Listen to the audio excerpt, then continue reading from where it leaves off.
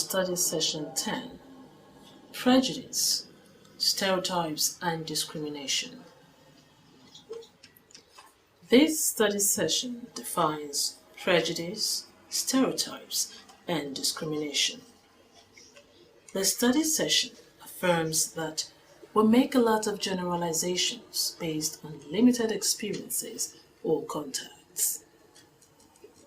Stereotypes reflect ideas that groups of people hold about others who are different from them. Prejudice involves a negative attitude and emotional response to members of a group. Discrimination involves negative behavior toward an individual because of the person's membership in a group. At the end of this study, you should be able to define and use correctly all of the keywords such as prejudice, stereotypes, and discrimination. You should also be able to highlight the 3 different approaches to prejudice and discrimination. Stereotypes are generalizations about groups that are often applied to individual group members. Stereotypes are as old as human culture itself. They reflect ideas that groups of people hold about others who are different from them.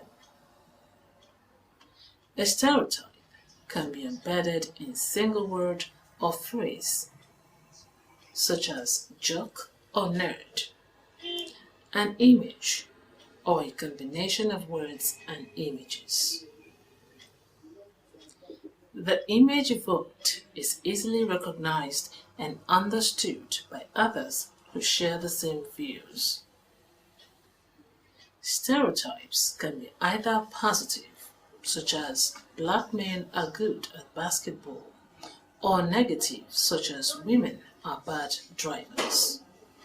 But most stereotypes tend to make us feel superior in some way to the person or group being stereotyped. Stereotypes ignore the uniqueness of individuals by painting all members of a group with the same brush. Stereotypes can appear in the media because of the biases of writers, directors, producers, reporters, and editors. But stereotypes can also be useful to the media because they provide a quick identity for a person or group that is easily recognized by an audience. When deadlines loom, it's sometimes faster and easier to use a stereotype to characterize a person or situation than it is to provide a more complex explanation.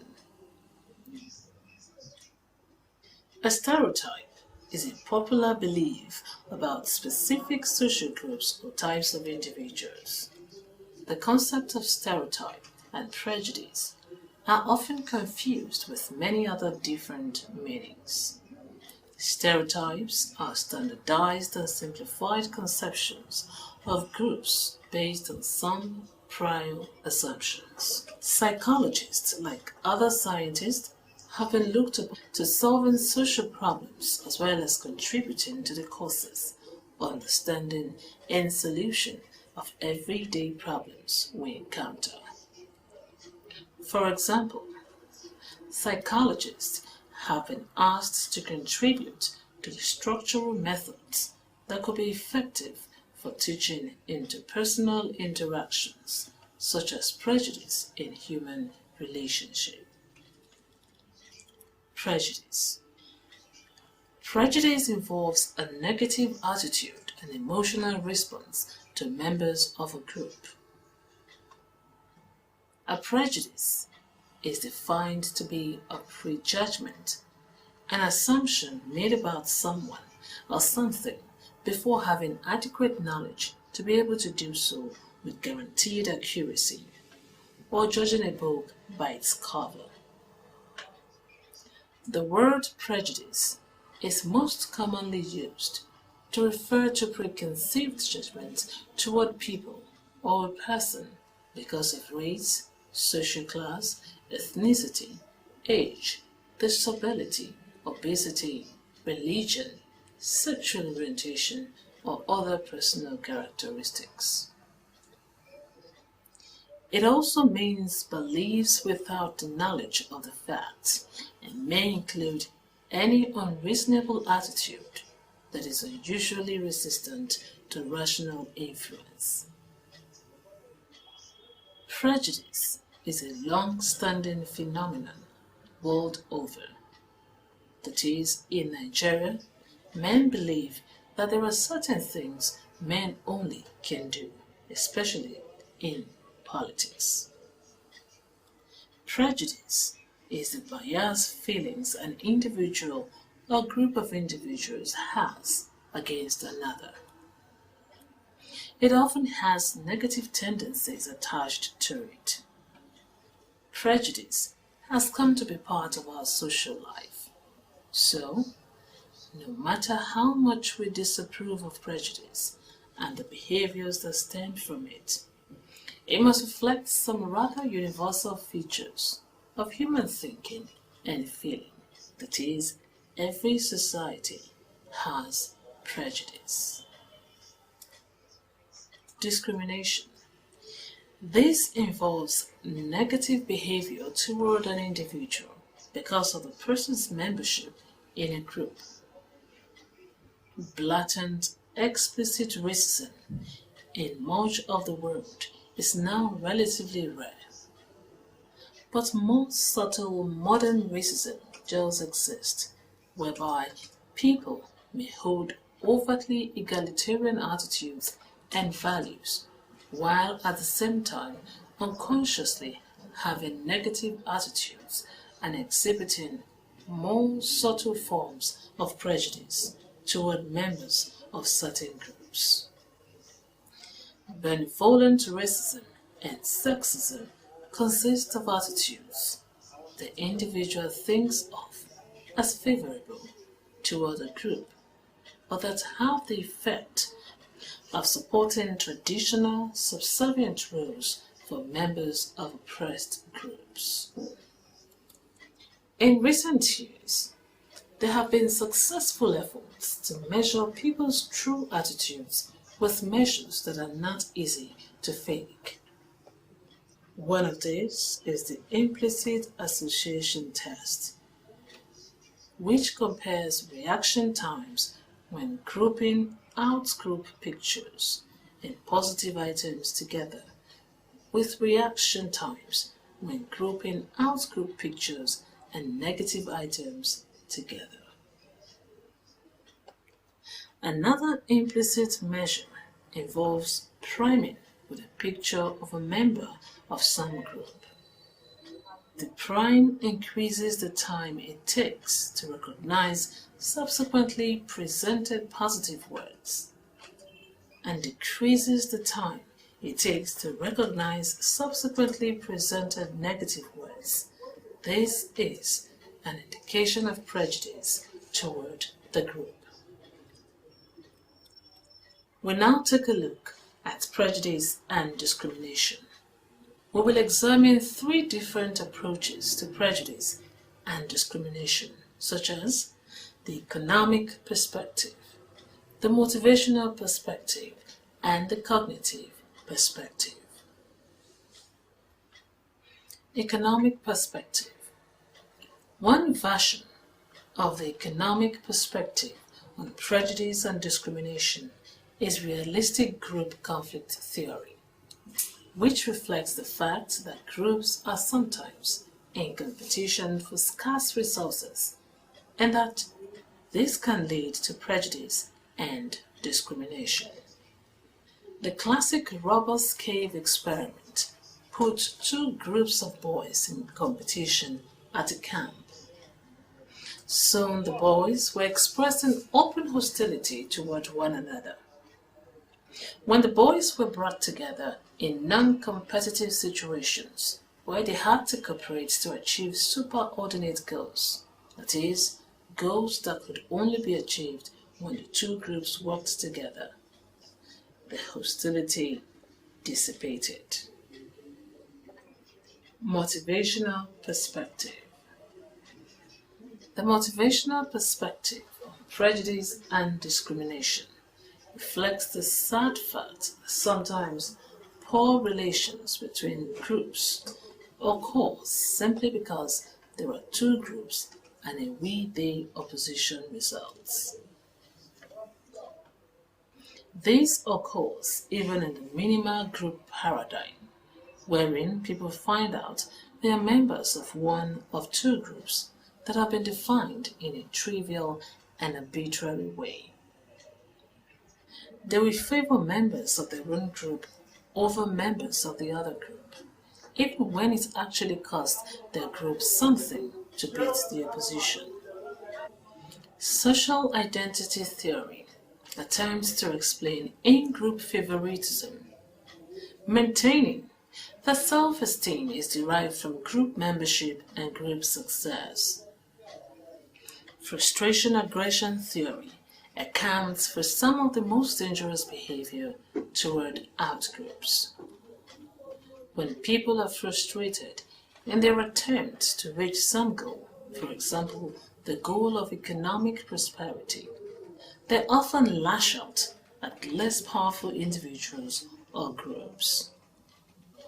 Challenges to a person's self-esteem can have similar effects, and experiments have shown that people express more antagonism toward outgroup members when they have suffered a blow to their self-esteem. Cognitive perspectives. The cognitive perspective on prejudice and discrimination focuses on stereotypes, which are a form of categorization. People rely on them all the time, but especially when they are tired or overloaded. Several construal processes lead to the construction of inaccurate stereotypes. Because we know our own groups best, we tend to assume that outgroups are more homogeneous than ours are. We also often engage in biased information processing, seeing those aspects of other groups that confirm our stereotypes and failing to see facts that are inconsistent with them. Moreover, we often unknowingly create self-fulfilling prophecies, applying stereotypes to members of outgroups and then behaving toward them in such a way as to bring out the very behaviors that fit our stereotypes. Distinctive groups tend to be associated with distinctive behaviors. This sort of paired distinctiveness results in our attributing properties to groups that are illusory. Encountering contradictory evidence about groups may not change our ideas about them because we treat the evidence as if it were merely an exception that proves the rule. We tend to code favorable evidence about in-group members at high levels of generality and the same sort of evidence about out-group members at low levels of generality. The converse is true for unfavorable evidence. Moreover, behavior consistent with a stereotype is often attributed to the dispositions of the group members, whereas behavior that is inconsistent with a stereotype is often attributed to the situation. We sometimes respond to out-group members reflexively, relying on automatic processes wherein prejudice is unleashed outside of our awareness.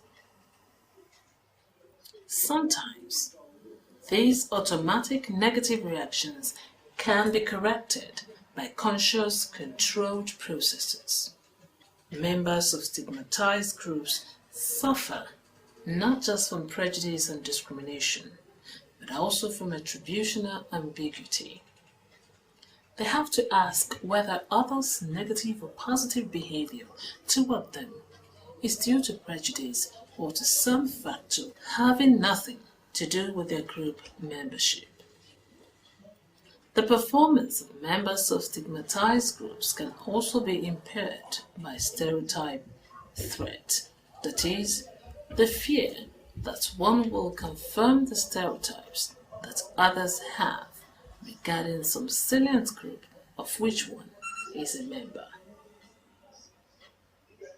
The fear that one will confirm the stereotypes that others have regarding some salient group of which one is a member.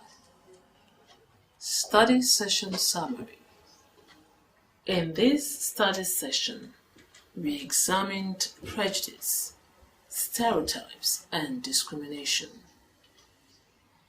The study session affirms that we make a lot of generalizations based on limited experiences or contacts.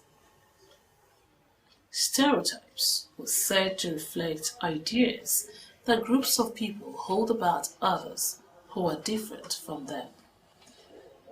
Prejudice was said to involve a negative attitude and emotional response to members of a group. Discrimination was also said to involve negative behavior toward an individual because of the person's membership in a group. All these were discussed with concrete examples in this study session. We have now come to the end of study session 10. Thank you for listening.